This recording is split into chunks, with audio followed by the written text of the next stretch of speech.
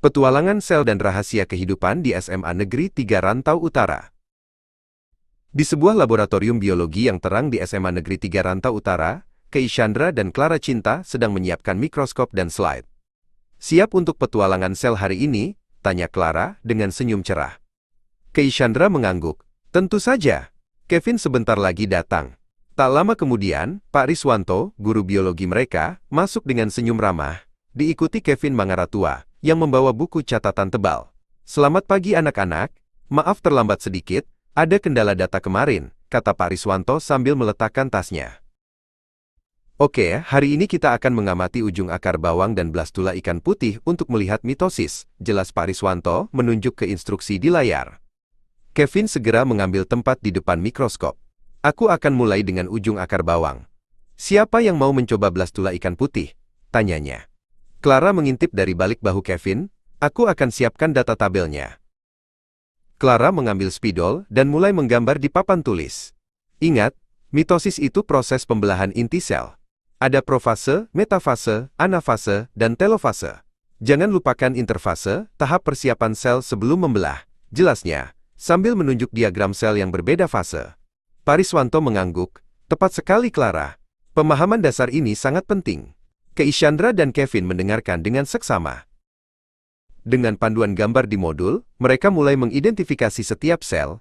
"Ini profase, kromosom mulai terlihat," kata Keishandra sambil mencatat. Kevin, dengan mata terpaku pada lensa, menambahkan, "Aku menemukan banyak interfase di area ini, dan beberapa metafase yang berbaris rapi." Mereka mengisi tabel data dengan cermat, menghitung jumlah sel di setiap fase dari 3 area berbeda.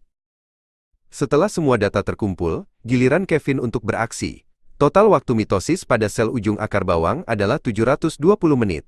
"Kita bisa menghitung berapa lama sel menghabiskan waktu di setiap fase," katanya sambil mengetik rumus ke kalkulator. Clara dan Keishandra mengamati layar, memverifikasi setiap perhitungan. "Jadi interfase memang yang paling lama ya," gumam Keishandra.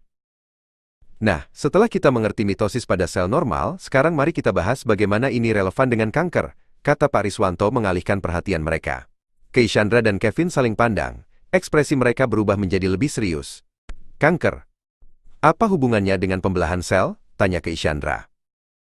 Keishandra membuka buku referensi. Di sini dijelaskan tentang tumor sel mast pada anjing. "Ini adalah kanker sel darah putih yang sering menyerang anjing tua," jelasnya. "Ada 3 tingkatan, tingkat 1 yang jinak, dan tingkat 3 yang lebih agresif dengan penyebaran tinggi." Kevin menambahkan, "Dan disinilah indeks mitosis masuk. Ini adalah ukuran proliferasi sel yang bisa memprediksi hasil kanker." Mereka beralih ke data tumor sel mast. "Kita perlu menghitung indeks mitosis MI untuk setiap jenis tumor," kata Clara. Kevin dengan cepat menuliskan rumus. Jumlah sel dalam mitosis dibagi total jumlah sel, X 100.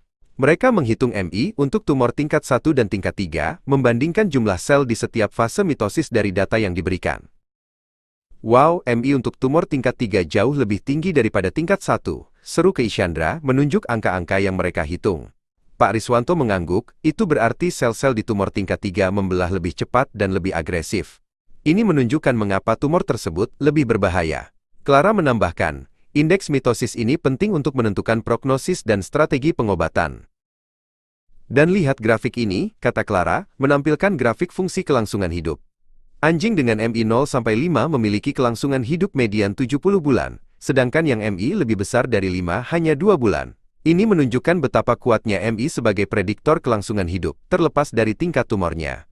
Ketiganya merenungkan implikasi data tersebut, menyadari pentingnya penelitian biologi dalam kehidupan nyata. Pak Riswanto tersenyum. "Kalian telah menjadi detektif sel yang hebat hari ini."